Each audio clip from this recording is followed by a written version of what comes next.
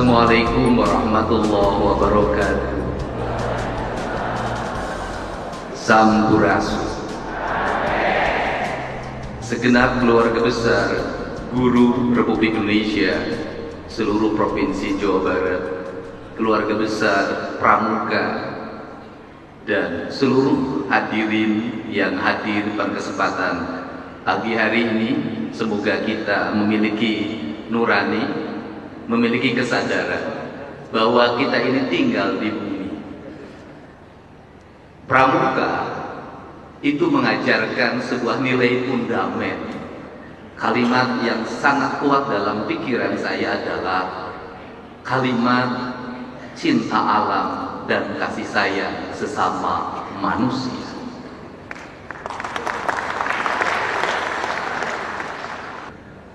Saya nangis, Pak. Kenapa saya nangis? Ada hal yang harus dibicarakan oleh kita. Kita tiap hari ngomong tentang Negara Kesatuan Republik Indonesia. Tiap hari. Negara Kesatuan Republik Indonesia. Negara Kesatuan. Negara Kesatuan itu negara yang bersatu. Negara yang bersatu itu negara yang tidak terpisah.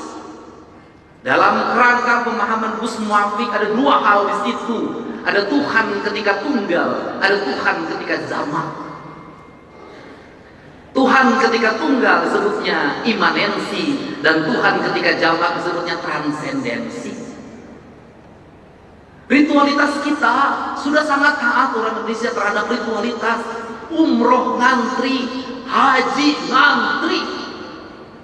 Luar biasa ritualitas kita. Masjid terbangun di mana-mana dengan indah. Tetapi ada dua hal yang hilang tercerabut dalam tradisi agama kita adalah kita mencintai Tuhan tapi lupa terhadap hukum Tuhan.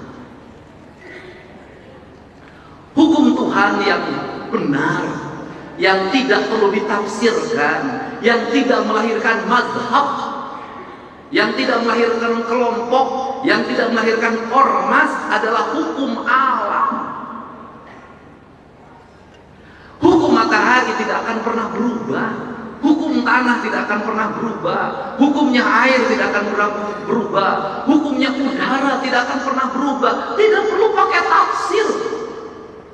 Karena tidak perlu pakai tafsir, dalam pandangan saya mencintai Allah berarti tunduk dan patuh pada apa yang ditentukan oleh Allah. Ketundukan dan kepatuhan kita pada apa yang ditentukan oleh Allah adalah ketundukan dan kepatuhan kita pada kausalitas, pada sebab akibat, pada hukum alam, hukum yang universal, yang di seluruh negara sama itu hukumnya.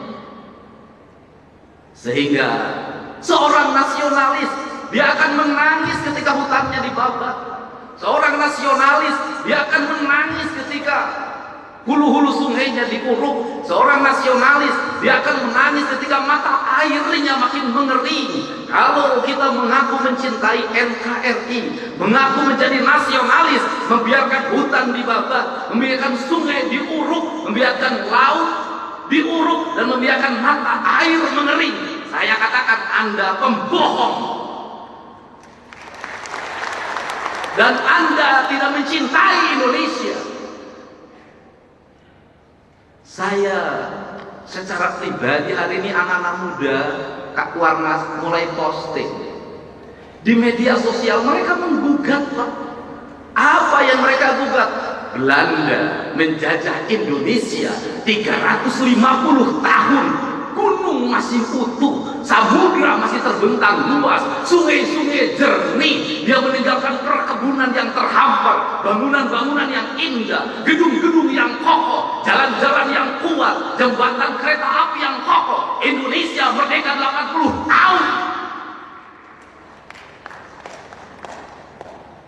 Gunung-gunung, sungai keruh, hutan menggunung, bangunan-bangunan hampir tidak ada yang berkualitas, jalan-jalan mudah rusak, jembatan mudah roboh. Pertanyaannya adalah siapa yang menjajah itu? Ini kesadaran mungkin tidak layak diomongin sama gubernur, tapi saya mewakili hati nurani saya yang selalu ingin saya ungkapkan di mana. Kenapa? Ini problem bangsa. Dan kebiasaan kita ini adalah ketika bencana kita ribut melakukan perbaikan, tapi nanti ketika sudah musim kemarau lagi lupa lagi, berbuat lagi. Kenapa saya ngomong begini? Saya punya hitungan ekonomi. Kita dapat dari pembabatan hutan berapa triliun, kita dapat dari pengambilan pasir berapa, dari pengambilan gunung berapa. Tapi ketika bencana berapa puluh triliun, ratus triliun yang harus kita kerahkan, rugi.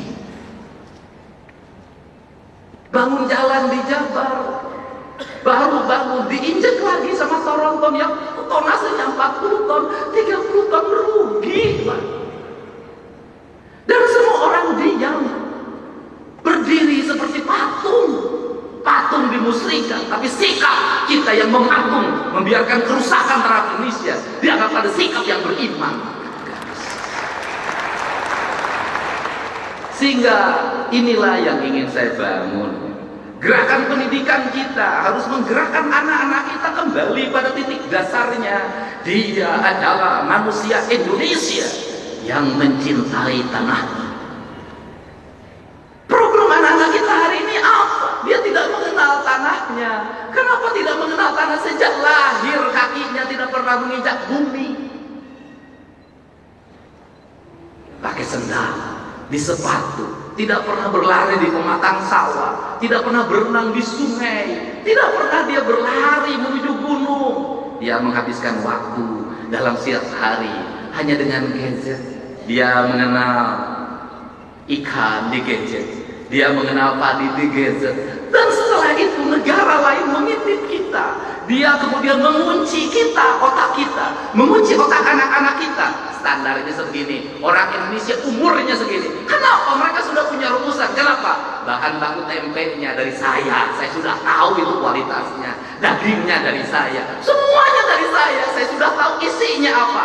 Kamu umurnya sekian, nanti ada penyakitnya ini, dan ketika penyakitnya ini ahlinya dari saya, alat kesehatannya dari saya, teknologinya dari saya. Kamu akan jadi bangsa dungu selamanya.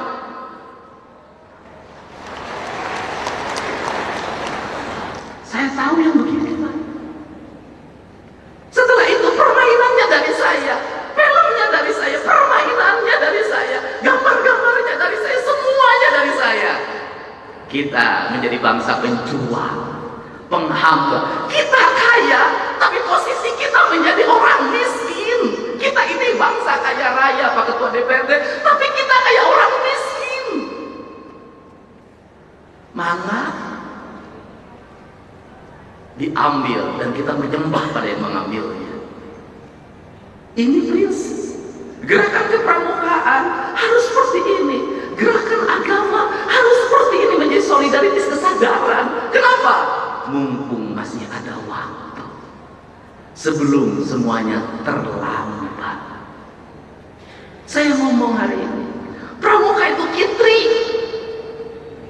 Pertanyaan saya, siapa yang nanam kelapa hari ini? Tiap hari itu dalam tradisi Sunda itu sebenarnya nggak boleh dawegan itu sakral aja, hanya untuk sesajen. Itu nggak boleh. Kenapa? Itu pantangan pamali. Saya tahu kalau yang mudanya diambil terus, yang tuanya tidak akan lahir. Akhirnya kita hari ini harga yang mahal kelapa, karena bijinya juga diperlukan untuk industri biskuit di Cina. Barang yang murah kita ini tiap hari ngomong nanam nggak ada. Maka pemerintah Provinsi Jawa Barat tahun ini itu membuat sebuah kewajiban, seluruh bantaran sungai setelah dinormalisasi, setelah rumah-rumah kumuhnya dibongkar, maka harus tanamin pohon kelapa sepanjangnya. Saya tiap hari nanam pohon kelapa. Kenapa? Ini pohon yang paling kokoh. Kemudian nanti itu apa yang dilahirkan dari pohon kelapa itu minyak. Dulu kita di mana di Jawa Barat penghasil minyak terbaik? Ciamis. Minyak keletik. Saya tahu betul pada saat minyak keletik dikonsumsi oleh kita, dikembangkan pikiran bahwa minyak minyak keletik itu mengandung kadar kolesterol tinggi, berbahaya bagi kesehatan. Terus itu. Yang baik itu adalah minyak sawit. Sekarang dibalik lagi, yang terbaik itu adalah minyak kelitik barat. Itu begitu. Kamu ketinggalan. Yang bagus ini, saya katakan, saya bertemu dengan orang-orang yang pinter. Dia ketawa. Apa itu? Kalian itu menuju ke tempat saya pergi. Kenapa? Kita ngikuti peradabannya orang lain. Orang lain sudah meninggalkan peradaban itu, dia menuju ke peradaban kita. Dari sisi sebagai bangsa, saya sangat bangga sekali pada saat Nabi Muhammad diutus untuk mencerahkan pikirannya orang Jazirah Arab. Orang Sunda sudah punya kerajaan, orang Sunda sudah punya peradaban, orang Sunda sudah punya sistem, dan hidupnya tidak pernah berperang dan berbunuh-bunuhan. Sehingga kujang, jangan salah, kujang bukan alat perang, kujang adalah alat sistem pertanian. Bangsa Sunda tidak pernah berperang. Hidupnya menjunjung tinggi apa? Dedehan, welasan, asihan, nulung kanu butuh, nalang kanu susah, nanter kanu sieun, nyaangan kanu poekeun segala. Sehingga menjadi bangsa defensif. Kenapa menjadi bangsa defensif? Tanahnya sudah subur. Gak usah, biasanya bangsa yang suka perang itu adalah bangsa yang di tanahnya kering. Dia mencari sumber energi, dia mencari sumber pertanian. Kita pakai segala ayak, makanya gaya hidupnya si Kabayan.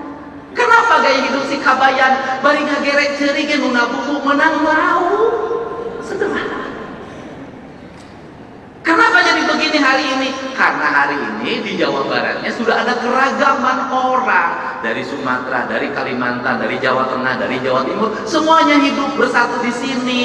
Maka sekarang kita berkompetisi, nggak bisa ngandelin lagi nagerek ceuli. Lalu nagerek ceuli mana? Ceuli terus kayak minijer benang ku batu alam.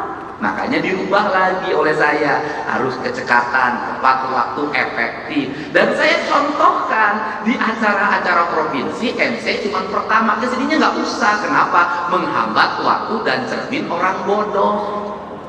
Kenapa cermin orang bodoh? Itu jadi gubernur yang nggak ngerti apa-apa. Diukwe dititah, maju ke depan pidato aja disuruh. Yang terhormat Bapak Guru kami, persilahkan, maju dulu, persilahkan, ambil kesempatan, lu jangan mau dipersilahkan.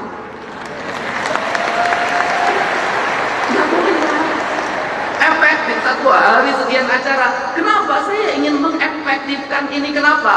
Karena keuangan saya efektifkan, waktu saya efektifkan, kinerja ini saya kasih tahu ke teman-teman DPR. Ini aja yang menarik di Pemda Jateng. Pada saat pegawainya full kerja, kinerjanya lemah. Pada saat pegawainya setengahnya yang kerja, setengahnya di rumah, kinerjanya malah lebih bagus. Kenapa itu dilakukan? Duitnya kan kita berkurang 2,458 triliun. Saya harus ngirit listrik, saya harus ngirit air, dan kemudian jalan nggak usah macet kalau pagi-pagi. Akhirnya pegawainya setengahnya sekarang WFH di rumah aja. Kemudian lebih produktif saya lihat, dan mereka pendapatannya lebih baik. Kenapa? Tiap hari nggak usah jajan di kantin, nggak usah ngongkos mobil. Tapi kan dia dari kerjanya, ini alam sudah beda, bukan alam lagi berkumpul hari ini. Hari ini adalah alam berproduksi. Produksi hari ini nggak usah lagi panas-panasan, bisa jadi sambil tiduran. Memang dunianya sudah dunia digital. Ini birokrasi modern. Tetapi kalau untuk pendidikan dasar nggak boleh.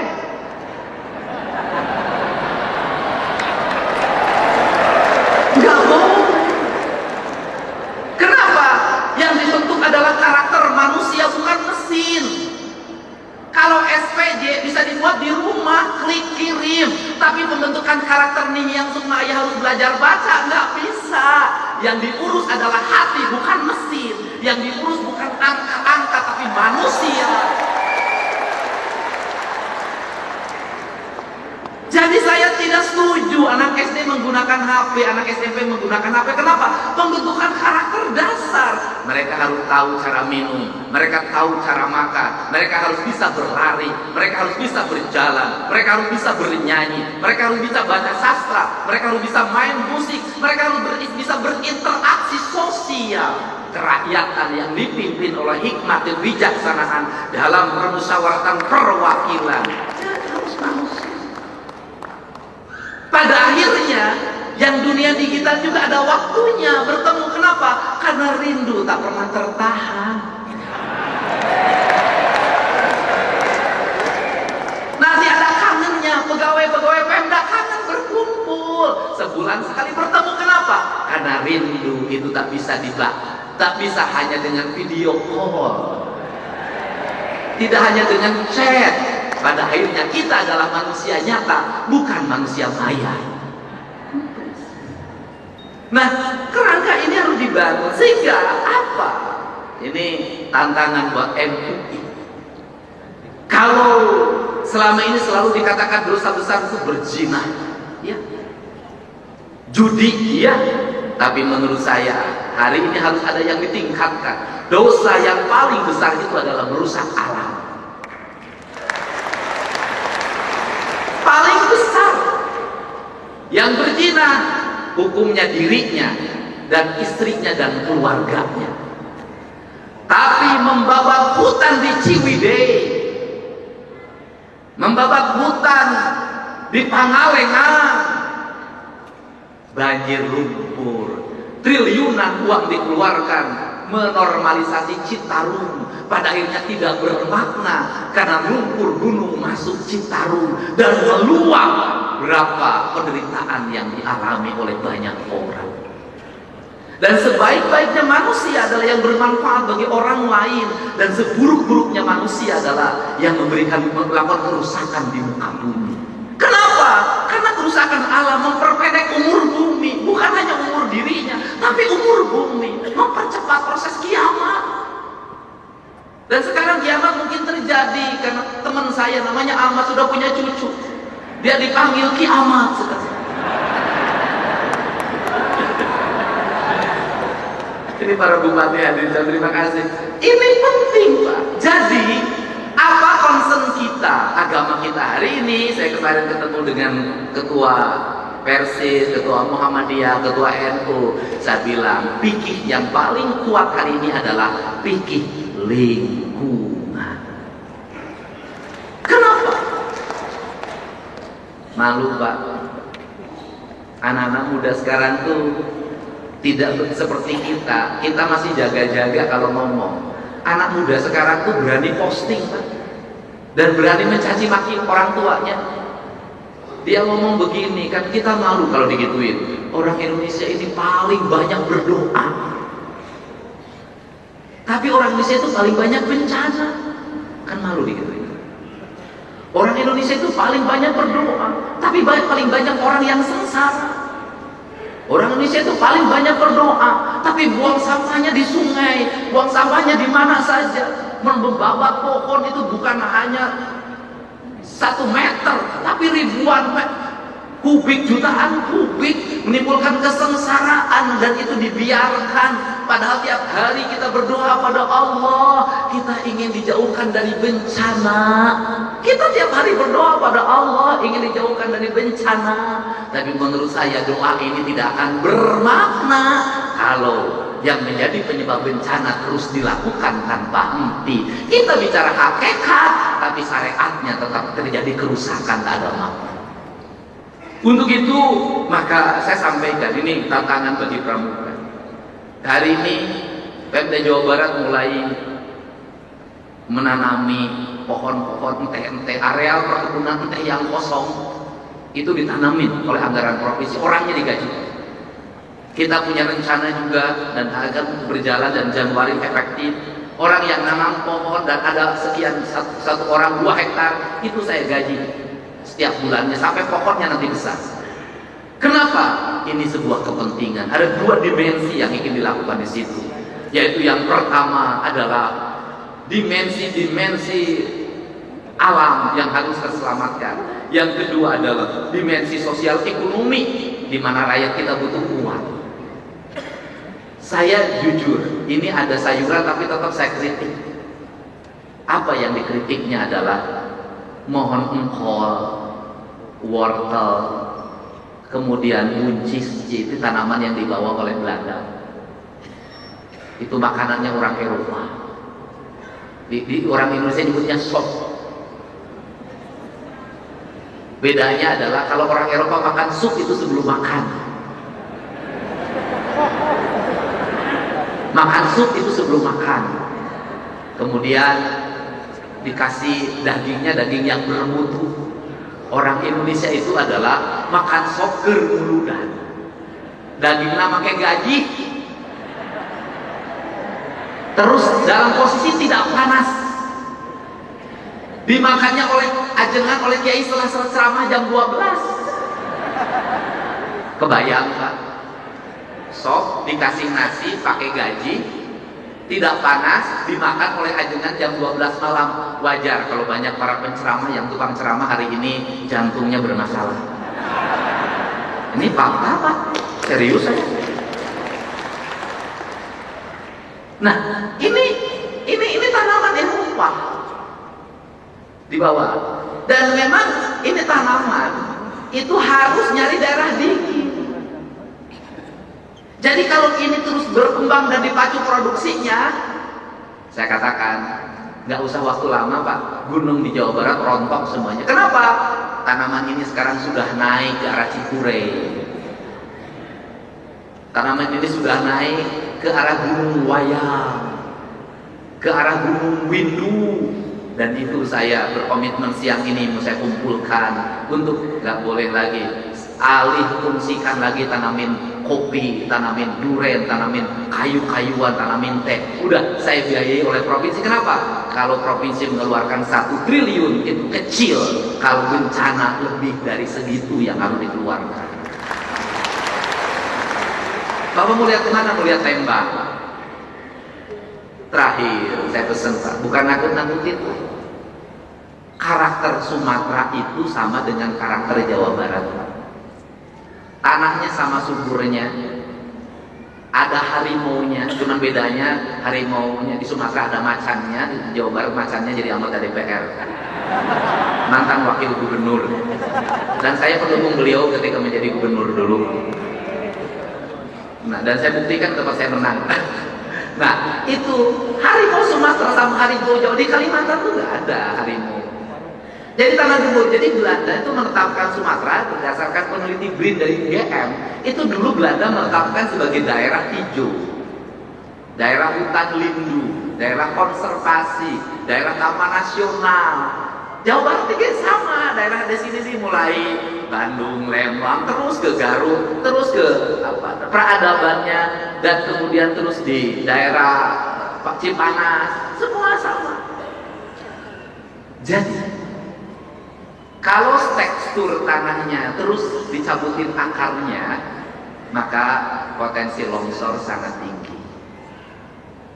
Ditambah lagi ada potensi paling berat, sesar lembah. Dan kalau sesar lembah, nauzubillah jangan terjadi, kita berharap. Maka siapa yang paling berat? Bandung.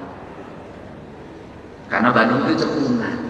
Begitu gunungnya jatuh roboh, air meluap, maka ini akan berubah menjadi danau dengan tingkat air yang sangat tinggi. Untuk itu ada 2 hal yang mesti kita lakukan. 1, kita mencoba untuk segera membenahi alam Jawa Barat ini yang rusak. Yang kedua, setelah membenahi alam ini, setelah sungainya dinormalisasi, setelah pohon-pohonnya ditanam, setelah gunung-gunungnya dihijaukan, setelah kita melakukan ikhtiar-ikhtiar kemanusiaan, maka kita berpasrah pada Allah. Jangan berpasrah terus tanpa ikhtiar kemanusiaan. Nah, ini yang saya sampaikan, sehingga saya ucapkan terima kasih. Sekolah-sekolah, dinas pendidikan harus mulai dirumuskan kurikulum yang paling utama kita hari ini bukan lagi ngajarin anak-anak menggunakan gadget. Gak usah diajarin anak-anak kita lebih pintar dari kita.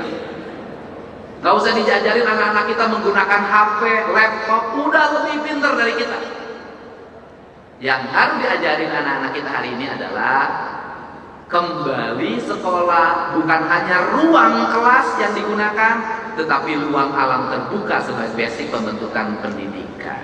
Jadi kalau ada satu hari saya harapkan nanti Pak Ketua Kuarda Jawa Barat, kalau ada satu hari anak-anak pakai pramuka di sekolah, terutama SD dan SMP dan SMA, SMK, saya harapkan di baju pramuka itu mereka tidak di dalam kelas, tapi mereka berada di luar kelas, membersihkan sungai, menanam pohon, kemudian belajar memasak di alam terbuka. Dia memahami lingkungan. Kenapa? Anak-anak kita hari ini nggak bisa lagi masak sayur asem, tidak bisa nyambel, tidak bisa nyamuk, tidak bisa ngaliwet. Anak-anak karena tidak bisa fast food, go food.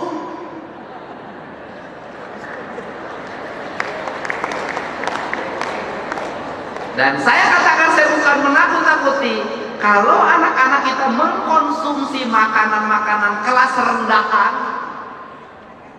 umurnya terbatas, penyakitnya banyak. Anak kita nggak lagi pagi-pagi minum teh manis pakai gula aren, nggak ada, langsung kemasan berwarna, kemudian bergula, bersoda, sehingga umur 18 tahun banyak yang gagal ginjal, umur 20 tahun kena diabetes. Orang lain senang lihat kita, senang. Kenapa? Generasi muda Indonesia lemah. Kenapa mereka senang? Kekayaan alamnya melimpah. Dan di negara yang kekayaan alamnya melimpah, negara itu harus hati-hati karena dia bidikan banyak orang. Untuk itu saya ini yang menegaskan kembali lagi, karena pramuka itu ngajarin itu semua.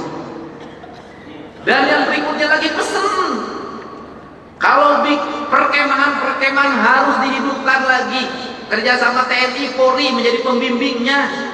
Kenapa? Saya masukin mereka ke barak militer terbentuk, bisa baris, bisa upacara, bisa jadi paskibra. Si Egi wae dong ngacampur rada hidup. Ini manfaatin KDD, Kak Herman. Jadi saya ingin nanti yang dikirim ke barak marinir, ke barak TNI AU, ke barak TNI Angkatan Darat, anak-anak sudah berbaju pramuka pendidikannya. Ini pembentuk karakter-karakter ini, karena kerjasama kami dengan Polda, dengan Polres, hari ini angka geng motor sudah hampir menurun. Yang terakhir kemarin di Bandung sudah ditangkap. Kita ini waktunya hanya terbatas dengan Pak Kapolda. Pokoknya Pak Dedi, Pak Gubernur, 2 hari pasti kena. Kita terus update, menurun. Dan yang paling jadi ancaman hari ini adalah pelecehan seksual pada anak-anak di bawah umur yang dilakukan oleh bapak tiri yang ibunya pergi ke timur tengah jadi TKI. Nanti saya sih pengen bikin moratorium sajalah. Tidak boleh seorang ibu meninggalkan anak balita untuk bepergian ke luar negeri. Saya pengen begitu. Dah. Terutama meninggalkan anak perempuan. Udahlah, saya kemarin sudah nangkep lagi di Sukabumi. Terakhir, jadi gubernur konten itu manfaatnya ternyata banyak.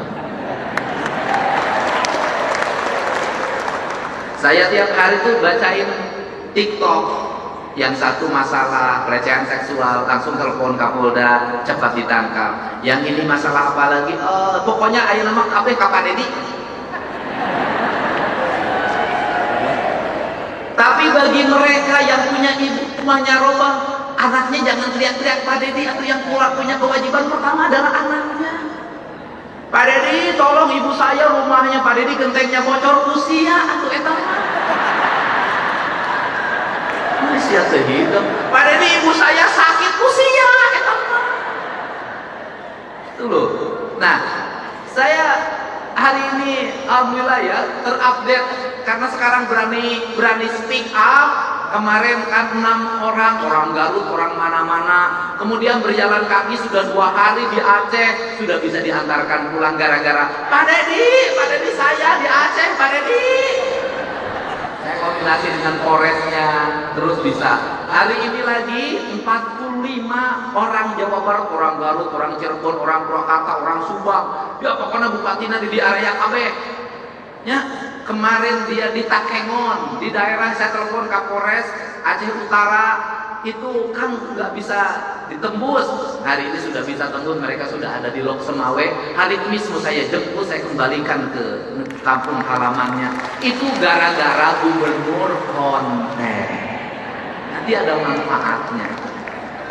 Nah, cuma yang tidak saya layani cuma satu. Pak Dedi tolong kawin saya. Nah itu saya.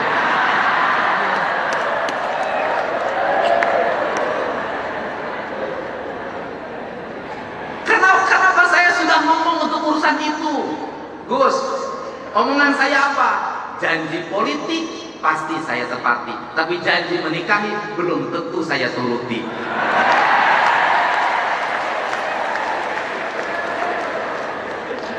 Saya terima kasih ya. Dan ya kita hari ini sudah orang Jawa Barat.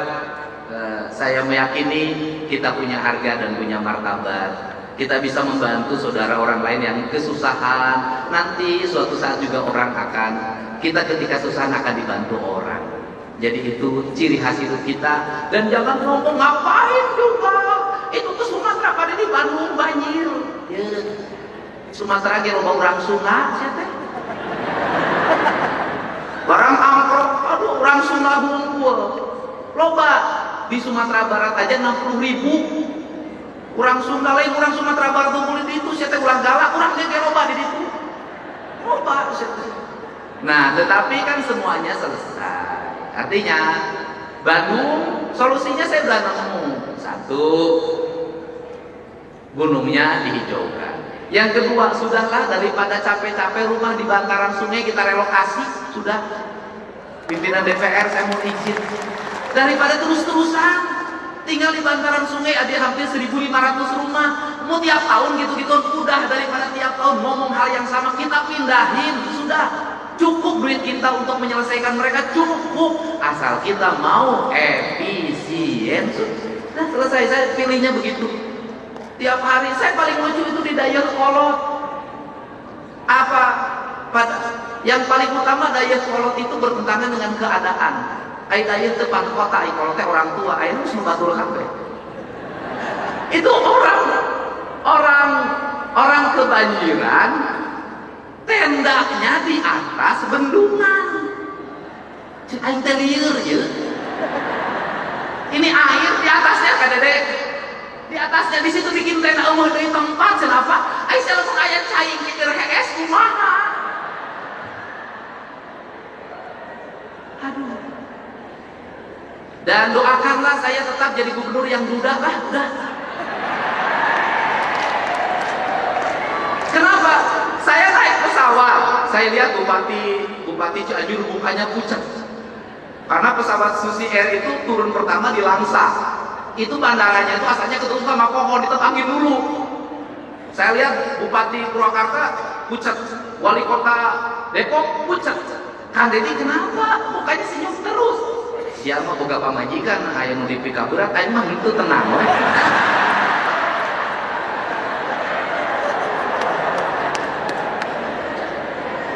Orang lain begitu turun langsung WA-nya pada keluar.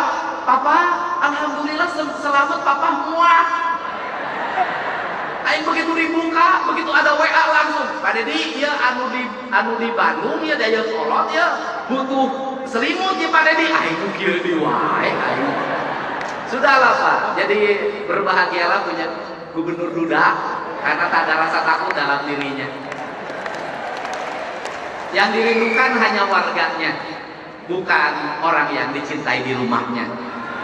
Biarkan saya tadi pagi itu anak saya ngamuk, pucat wajahnya, dan kemudian ternyata Iyang itu marah karena ketuk kamar saya dikunci, saya lagi mandi. Kemudian kamu kenapa? Habis itu anak saya langsung masuk kamar meriksa. Ternyata anak saya cemburu, takut saya ada perempuannya di dalam. Udah nih ya, kan ayah sudah ngasih tahu, ayah tidak mungkin bawa perempuan di hadapan Hiang, kan gitu.